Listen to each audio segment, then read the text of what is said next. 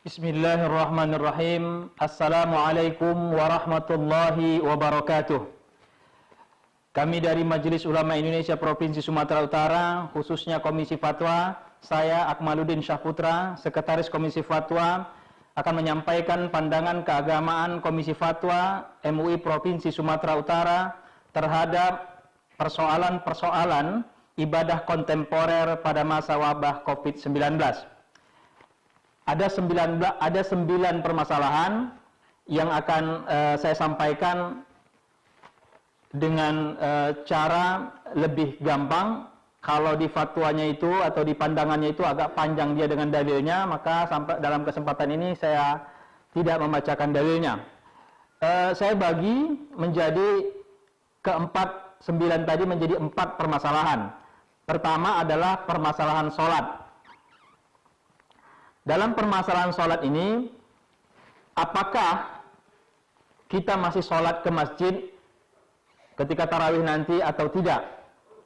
Maka Majelis Ulama Indonesia Provinsi Sumatera Utara memandang bahwa apabila kondisi Sumatera Utara belum darurat, maka kita masih dibenarkan dan dianjurkan untuk sholat berjamaah ke masjid. Tentunya dengan 2 syarat. Pertama, mempraktekkan protokoler kesehatan. Apa itu? Salah satunya adalah masker.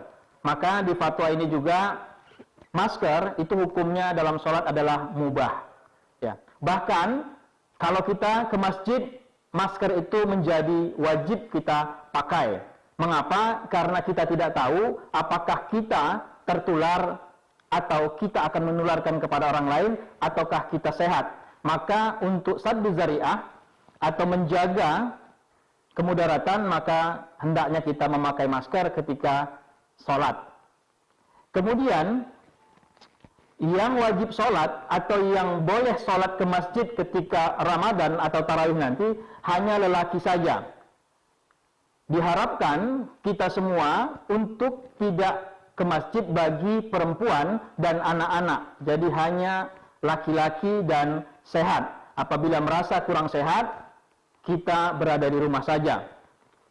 Kemudian permasalahan selanjutnya adalah bagaimana tata cara sholatnya. Apakah boleh menjarangkan saf atau orang dengan yang satu agak berjarang, misalnya 1,5 meter begitu. Komisi Fatwa menjawab ini bahwa sholatnya tetap sah, tapi hukumnya adalah makruh. Ya, jadi MUI tetap menganjurkan kita memakai masker, ya, kemudian tadi mencuci tangan dan sebagainya, protokol kesehatan. Kita tetap sholat seperti biasa, saf kita seperti biasa, tapi janganlah pula sangat berdekatan atau sampai bersentuhan. Kemudian penggunaan hand sanitizer ketika mau sholat. Apa hukum penggunaan hand sanitizer? Sebagaimana kita tahu bahwa hand sanitizer ini berasal dari alkohol. Nah, fatwa MUI Pusat itu alkohol terbagi 2. Alkohol terbagi 2. Pertama yang najis, yaitu bersumber dari khamar. Yang kedua itu yang boleh atau halal, yang bersumber dari kimiawi atau petrokimia. Maka hand sanitizer yang dibuat dari bahan kimiawi, maka hukumnya halal. Sedangkan kalau ada nanti pabrikan membuat hand sanitizer berasal dari khamar, maka tentunya itu adalah haram. Tapi kita tetap menganjurkan masjid-masjid itu lebih baik menggunakan sabun dan cuci tangan dengan air mengalir, ya.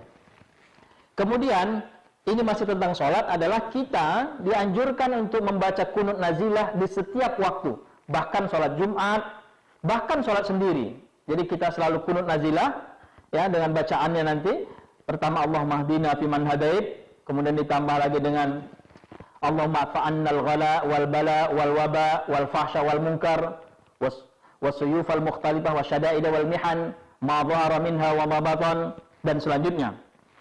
Kemudian BKM, ini khusus BKM itu harus memosisikan, membersihkan masjid, ya, melaksanakan protokoler kesehatan. Nah, terkait pertanyaan di BKM ini, ada yang bertanya, apakah boleh BKM membeli uang kas masjid untuk COVID ini, misalnya membeli hand sanitizer, membeli sabun, maka Komisi Fatwa menjawabnya boleh. Dengan alasan memang terbiasa memang kita membeli sabun untuk masjid. Kemudian ada lagi yang bertanya, bolehkah BKM membayarkan uang transport, ya, pengganti transport bagi yang sudah terjadwal tapi tidak terselenggara Jumatnya misalnya, ada masjid yang tutup, bolehkah? Maka Komisi Fatwa menyatakan itu boleh, ya, boleh, bukan berarti wajib. Jadi bagi BKM yang mau memberikan kepada para asatiz, para imam, para bilal, maka hukumnya boleh. Kemudian itu terkait masjid, kemudian terkait BKM, kemudian terkait puasa. Bagaimana puasanya bagi para medis, perawat, dokter yang memang berjibaku sebagai garda terdepan dalam penanganan COVID-19 ini? Maka Komisi Fatwa memutuskan bahwa bagi tenaga medis tetap diwajibkan berniat pada malam hari. Kemudian ketika pada siang hari dia merasa tidak mampu untuk berpuasa, terjadi masyaqqah atau kesulitan, maka dia boleh berbuka dengan menggantinya di hari yang lain. Kemudian yang terakhir adalah tentang zakat. Maka Majelis Ulama Indonesia Provinsi Sumatera Utara menghimbau kepada masyarakat untuk menyegerakan zakat. Zakat fitrah kita harapkan disegerakan ketika memasuki awal Ramadan. Awal Ramadan insya Allah, Jumat depan kita Ramadan, kita sudah bisa membayar zakat fitrah. Kemudian untuk zakat harta, kita juga bisa segerakan selama nisabnya sudah sampai. Jadi jumlahnya atau takarannya sudah sampai, tapi haulnya atau tahunnya belum sampai, kita bisa segerakan. Biasanya kita biasa membayarnya itu 27 Ramadan gitu. Kita bayar sekarang atau pada 1 Ramadan. Bapak Ibu pemirsa yang dimuliakan Allah Subhanahu wa taala, itulah 9 dari pandangan Komisi Fatwa Majelis Ulama Indonesia Provinsi Sumatera Utara yang kemarin dikeluarkan pada tanggal 15 April ya, setelah 3 kali rapat bersidang.